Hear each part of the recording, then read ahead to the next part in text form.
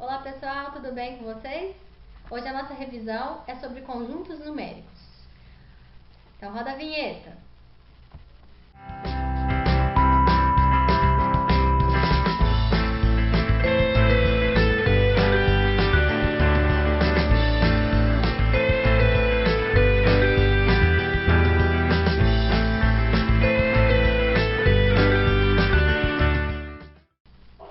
Muito bem, vamos lá então, dar sequência à nossa aula.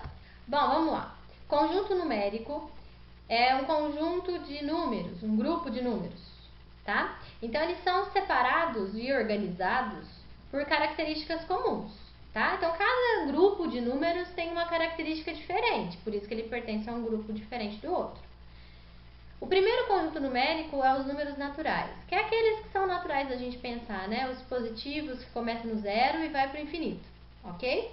Depois disso, eu aumento um pouquinho mais esse conjunto meu numérico, colocando o conjunto dos números inteiros, onde inclui os números negativos aí. Depois, dentro deles, vem os racionais.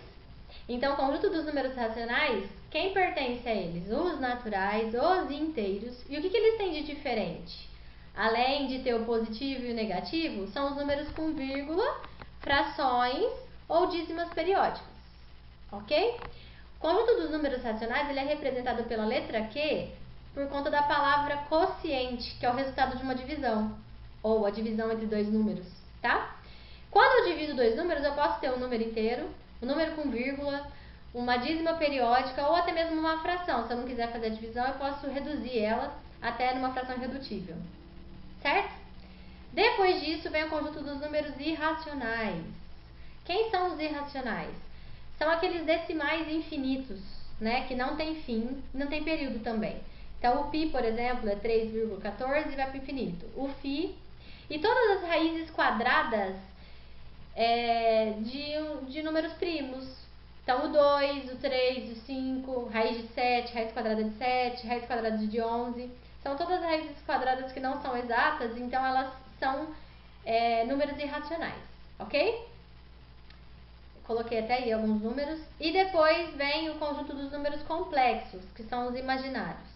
Quem pertence a esse conjunto? As raízes quadradas negativas, porque não tem nenhum número vezes ele mesmo que vai dar um número negativo, porque menos com menos é mais. Então, esses números não é que eles não existem, tá? Eles não são reais. Eles não pertencem aos conjuntos dos números reais, que são todos esses que eu acabei de dizer. Então, o número complexo ele fica separadinho ali, tá? Ele fica fora do conjunto dos números reais, ok? Coloquei alguns exemplos aí para vocês verem dos números, para poder associar, né, o número ao conjunto. E agora nós vamos para um mapa mental que eu encontrei aí e separei ele porque ele tem um resumo bem legal assim do que é conjunto. E aí a gente vai por partes revisando o que são cada um, tá? Primeira representação. Como que eu posso representar um conjunto numérico? Eu posso representar um conjunto numérico pelos colchetes, igual tá aqui, ó. Por diagrama, que é o diagrama de Venn que a gente usa, aquelas bolinhas. Ou pela linguagem simbólica, ou por propriedade, né, que alguns livros traz como propriedade, que é x pertence, aí fala o conjunto numérico, tal que x e faz a classificação. Nesse meu exemplo aí ele fala x pertence aos reais, tal que x é par e primo. Então, é uma característica do x aí que pertence a esse conjunto A, certo? Só um exemplozinho para vocês verem. Dentro da representação de conjunto, eu tenho as relações. O que são essas relações? De pertinência ou de inclusão. De pertinência é se pertence ou não pertence, tá? Então, eu gosto sempre de dar um exemplo. Mas como que eu vou usar o pertence e não pertence? Quando eu vou falar de número para conjunto, tá? Ele até usa aqui, ó, conjunto e elemento. Elementos são os números. Mas como que eu posso trazer isso para o meu dia a dia? Aí a gente pode falar, esse celular pertence a mim, ele é meu, certo? E para o número eu vou colocar lá, e o 2 pertence aos naturais? Ele está dentro desse conjunto? Ele faz parte desse conjunto? Sim, o conjunto dos naturais, o número 2 pertence a ele, faz parte dele. Então eu uso o pertence para falar se ele tem no conjunto e não pertence se ele não tem no conjunto. Então, a gente usa esse ezinho se pertence e o ezinho cortado se não pertence. De inclusão, eu tenho aqui, ó, o contém e o não contém, contido, contém e não contém, contido e não contido. Desculpa, eu troquei aqui. E quando que a gente usa isso, Mari? Bom, o contido e o não contido, trazendo para o nosso dia a dia, eu posso pegar uma caixinha de fósforo e falar assim, ó, o fósforo está contido nessa caixinha? Sim. Ou eu posso falar, o fósforo dessa caixinha contém fósforo. Dá na mesma, né? E na matemática, quando a gente vai falar isso em números, a gente vai usar isso como frase. Então, o português nos ajuda aí a completar a frase. Vocês sempre vão perguntar. Então, por exemplo, o conjunto dos inteiros está contido nos racionais? Ele está dentro dos racionais? Sim, ele está contido. E eu posso falar, o conjunto dos números racionais contém o conjunto dos números inteiros? Contém. Então, vai depender muito da frasezinha que a gente vai usar para falar, tá? Só para vocês poderem associar o símbolo aí à linguagem matemática. Ok? Bom, depois desse resuminho, nós vamos para subconjuntos, tá? E os elementos dele. Um conjunto, os elementos é a quantidade de termos que ele tem, tá? O subconjunto, que é uma parte desse conjunto, a gente sempre, para descobrir quantos elementos tem dentro dele, a gente usa a característica de... Nós usamos um padrão para representar, que é o 2 elevado a n, tá? O que isso quer dizer? Ó, até coloquei aqui. O A é 0 e 1 e o B é 1. O subconjunto seria quantos parzinhos eu consigo formar com esses dois elementos. Então, para eu não ficar fazendo combinações, que eu posso demorar muito se meu conjunto for muito grande, a gente usa esse padrão de 2 elevado a n. Como assim, Mari? Ó, eu coloquei até um exemplo para vocês aqui. Vamos supor que eu tenho um conjunto que eu não sei quantos elementos ele tem. Mas eu estou falando para vocês que o subconjunto dele, que é o P de A, que a gente chama assim, tá? Subconjunto, ele tem 128 elementos. Se ele tem 128 elementos, eu tenho que descobrir 2 elevado a quanto que dá 128. Então, eu vou ter que repetir o 2 quantas vezes para dar o 128. Se eu não conseguir fazer isso de cabeça, eu faço a fatoração, que é uma operação que vocês já conhecem, tá? Na fatoração, só pode aparecer números primos aqui. Então, no caso do 128, ele é 2, a minha base é 2. Né? Então, só vai aparecer o 2 aí. Então, eu fiz aqui, ó, 128, fui dividindo até chegar no 1. E me apareceu o 2 aqui, ó, 7 vezes. Opa, perdão. Apareceu o 2 aqui 7 vezes. Então, eu sei que o meu conjunto, ele tem 7 elementos, ele tem 7 números. E o meu subconjunto, então, ele vai ter 128. Por quê? 2 elevado à sétima potência dá 128. Agora eu entro nas operações. Eu adoro essas imagens. Bom, nas operações nós temos a união e a intersecção, que estava lá naquele mapa mental do início, tá? Que é o que eu vou falar agora das operações. Eu tenho a união, eu tenho a intersecção e eu tenho aquele menos, né? Por exemplo, a união com B menos o C. Esse menos é o que a gente vai tirar do conjunto, tá? Então, eu trouxe essas imagens aqui para falar um pouquinho sobre união e intersecção. E depois eu uso o conceito desse menos, tá? Bom, gente, eu tenho igualdade aqui. Nessa primeira imagem, a igualdade.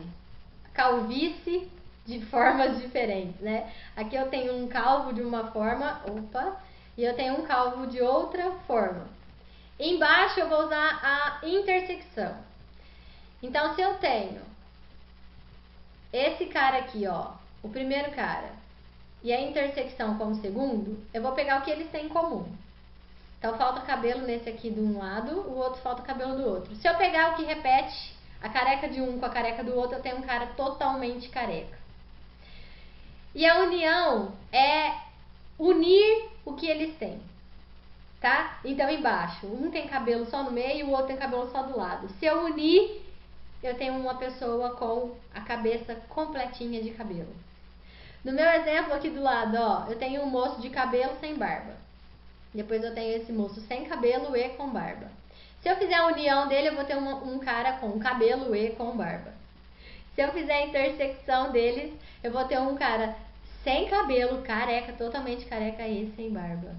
Então umas imagens bem legais aí pra vocês gravarem o que é a união e a intersecção, dá pra entender de uma forma bem lúdica, digamos assim. Bom, trouxe um outro conceito aí de operações de conjunto antes da gente ir pro exercício que eu separei da apostila de vocês. E eu peguei aí o diagrama de Venn quando eu tenho 3 conjuntos, tá? E eu trouxe aí pra vocês fazerem também uma associação de novo aí do nosso dia a dia. Quando eu vou fazer a operação, que eu uso o diagrama, que o diagrama de Venn ele fica muito mais visual e muito mais simples para resolver os exercícios, e depois eu vou mostrar pra vocês como. De imediato, a primeira coisa que eu tenho que colocar na intersecção é o que repete pros 3. O que acontece com os 3 aí? Então aqui eu tenho o conjunto de ladrões de banco, o conjunto de DJs e o conjunto de pastores. O que os 3 falam em comum? O que os 3 falam sempre? Mão pra cima todo mundo, ó. Mão pra cima todo mundo, os 3 falam, tanto o ladrão, quanto o DJ, quanto os pastores. Então eu vou colocar aqui no meio pros 3, ó. Eu coloco aqui no meinho, tem hora que o meu mouse aparece, desaparece, mas tá tudo bem. Aqui pros 3, tá? E aí depois eu vou para as outras intersecções. Então eu vou olhar lá, o que o ladrão de banco fala em comum com o DJ? Chão, chão, chão. Ladrões de bancos e DJs usam esse mesmo termo, chão, chão, chão. Então eu vou colocar aqui no meio. Ladrões de banco e pastores, o que será que eles falam em comum? Me dá o seu dinheiro. Então vou pôr aqui na intersecção. O que eles falam em comum aí, os DJs e os pastores? Bem alto agora. Então eu uso a intersecção, que é o que eles repetem, tá? Bom, ficou bem claro aí como que a gente usa o diagrama de Venn. Agora nós vamos para o exemplo real, tá? Sem brincadeirinhas e sem a gente usar esse conceito aí do cotidiano, tá? Nós vamos usar agora a prática mesmo, matemática na veia. Bom, vamos lá então. Um estudante fez uma pesquisa com um grupo de universitários para obter um panorama a respeito da utilização de 3 redes sociais. Ao computar as informações fornecidas pelas pessoas entrevistadas, ele constatou que 55 utilizam o Snapchat, Instagram e Facebook. 70 só o Snapchat e Facebook. 105 Snapchat e Instagram. 160 Instagram e Facebook. 180 só o Snapchat. 225 só Instagram. 340 só Facebook e 85 que não utiliza nenhuma das redes sociais. A partir dessas informações, quantas pessoas foram entrevistadas? Bom, eu quero saber então o total de entrevistados. O que é a primeira coisa que vocês cometem de erro aí? Vocês saem colocando esses números no diagrama. Não façam isso. Vocês vão se perder, vai virar um rolo, vai ficar muito confuso e vocês vão se perder na conta e não vão dar conta de terminar. Vão se perder aí no meio do cálculo e não vão conseguir terminar. Bom, vamos lá então. Vou pegar a primeira informação. Lembra que eu vou pegar a informação que acontece nos 3. Então, eu vou pegar quem usa Snapchat, Instagram e Facebook. Vou colocar lá na intersecção dos 3. Muito bem. Coloquei lá na informação do que satisfaz os 3. E aí, colocando a informação aqui no meio, eu já tenho que subtrair esse 55 de quem usa Snapchat, Facebook, Instagram e Facebook, Snapchat e Instagram. Tem que subtrair aqui, ó. E aí, os valores que eu encontro é que eu vou colocar lá nas intersecções, ó. Então, eu encontrei o 15, o 105 e o 50. Tudo bem, pessoal? Feito isso, coloquei os valores nas intersecções, aí eu vou descobrir separadinho quem usa só o Snapchat, quem usa só o Instagram, quem usa só o Facebook. Para fazer isso, eu tenho que subtrair as intersecções, para olhar só para eles. Então, por exemplo, ó, o Snapchat é 180 pessoas que responderam. Só que das 180, 55 também usa Instagram e Facebook junto. 50 usa junto com o Instagram. e 15 usa ele junto com o Facebook. Então, se eu subtrair tudo, eu vou ter a quantidade de pessoas que usam só o Snapchat, que é 60. Que usam só o Instagram, 15. E que usa só o Facebook, 165. E aí eu coloco lá no meu diagrama, ó. 60 só Snapchat, 15 só Instagram e 165 só no Facebook. E o 85, que são das pessoas que foram entrevistadas, mas que elas não usam nenhuma das 3 redes sociais. Muito difícil hoje em dia, mas ainda tem pessoas que não usam. Fica fora do diagrama, tá? Fica lá do lado de fora. Eu não posso esquecer de colocar ele. Ah, mas ele não usa nenhuma das 3 redes sociais. Não usa nenhuma das 3 redes sociais, mas ele foi entrevistado. Então tem que colocar ele lá fora. Como o exercício quer saber o total de pessoas entrevistadas, eu vou somar. Eu tenho um hábito de somar primeiro a quem é a particularidade de cada conjunto. Então, por exemplo, eu somo primeiro. Tanto faz a ordem, tá? Mas eu por organização.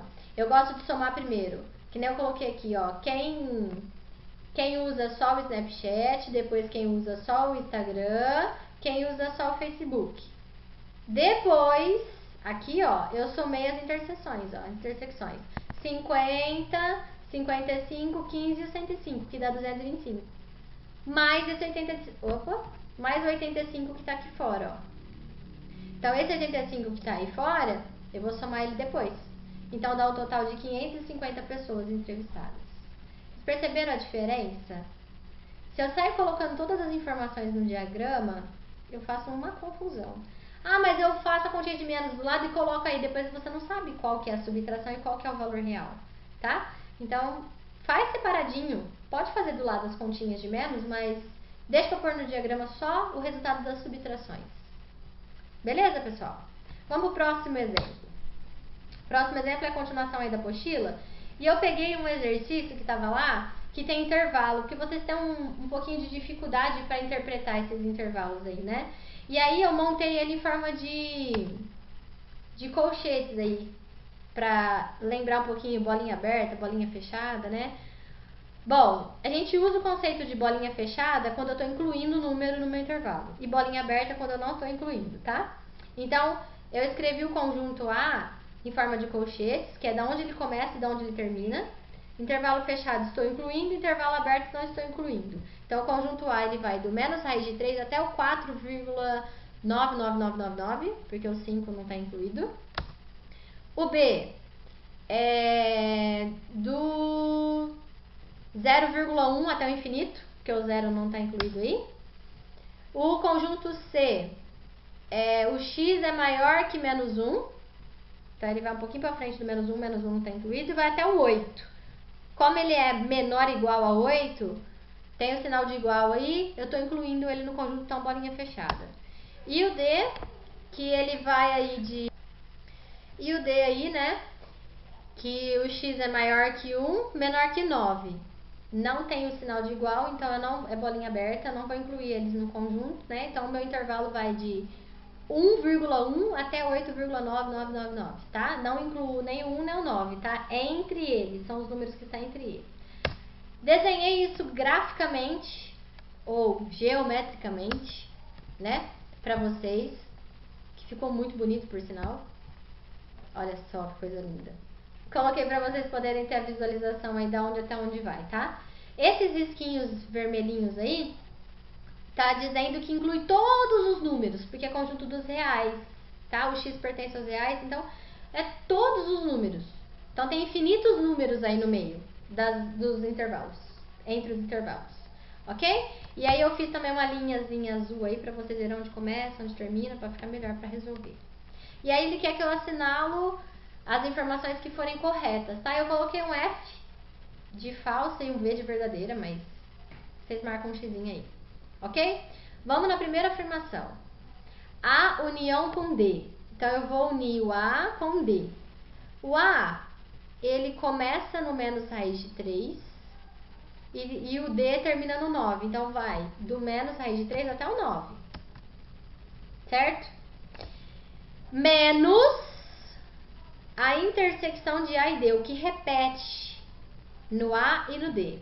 Repete no A e no D esse pedacinho aqui, ó, do 1 até o 5, né? Então, se eu for tirar essa parte do 1 até o 5, ó, sobra esse pedacinho antes do 0 e esse pedacinho depois. Então, ele vai do menos raiz de 3 até o 1 com intervalo aberto, ó, daqui até aqui. E eu pus uma união ali, mas também não precisa, né? Mas para ficar melhorzinho. E também do 5, que é o outro pedacinho aí, do 5 até o 9. Aqui, ó, do 5 até o 9. Então, ele tá falando ali que vai do menos 3 até o 0. Mentira. Falso. Então, eu vou para 2. Eu vou para a segunda afirmação. Vamos lá. B é intersecção com C, que é o que repete. O que repete no B, que repete no C, ó. Vai do 0 até o 8, bolinha fechada. Por quê? Porque o B é infinito, tá? Ele vai para o mais infinito aí. Ele não tem fim, então eu vou olhar só até onde vai no C. Então, a intersecção, ela vai de 0 na bolinha aberta até o 8, bolinha fechada. Menos o D. Então, tem que tirar o D. Eu vou tirar esse pedaço do D aqui, ó. Quem que sobra, então? Ó, vai sobrar o bolinha aberta no 0, que ele continua, né? E vai até o 1, sobra só esse pedaço aqui, ó. Então, essa afirmação, a segunda, ela é verdadeira. Quarta afirmação. O C em união com D. Se eu unir o C com D, ele vai do menos 1 até o 9. Bolinha aberta para os dois, ok? Intersecção com B. Tá. Então, eu vou unir lá o C com o D, que vai do menos 1 até o 9. Ó, daqui até aqui, bolinha aberta para todo mundo. Intersecção com o B. Quem que repete nisso? Então, ele vai do 0 até o 9. Né? Não é o que repete aqui, ó. Ah, mas o B é infinito. Sim, mas o D não. Então, eu vou até aqui, ó, do 0 até o 9. E a bolinha aberta vai ser para os dois. Por quê? Porque o 0 não está no B. O 0 não está no C. O 0 não está no D. Então, eu vou pegar só o intervalo aqui, ó. Ele não está contido. Então, por isso que a bolinha é aberta. Se ele tivesse contido, bolinha fechada. Oitava afirmação. O B é intersecção com D. Então, vamos lá. O que repete no B e no D? Repete do 1 até o 9. Do 1 até o 9 está contido no C? Do 1 até o 9, ó, do 1 até o 9, está contido no C? Não. Esse pedacinho não tem no C, esse pedacinho não tem no C, então essa é falsa. E a 16ª afirmação. Os reais menos o B é igual ao intervalo aberto de menos infinito e 0. Bolinha aberta para menos infinito e bolinha aberta para 0. Vamos ver se isso é verdade, ó. Gente, olha para o B na minha retinha. O B é 0,1 e vai para o infinito. O 0 não está incluído aí, certo? Então, se eu pegar os reais, que são todos os números, se eu pegar o conjunto dos números reais, menos o B, ele fica do 0 para o infinito. Não fica? Então, fica intervalo aberto para menos infinito, intervalo aberto para 0. Então, essa afirmação também é verdadeira. Muito bom. Bom, pessoal, espero ter ajudado vocês aí na resolução de alguns exercícios da apostila. Qualquer dúvida, estou à disposição. Eu vou liberar para vocês uma listinha extra para o aprimoramento, para vocês praticarem isso aí, de acordo com essa videoaula, tá? Espero ter ajudado vocês um pouquinho aí. Se cuidem e até a próxima. Beijo!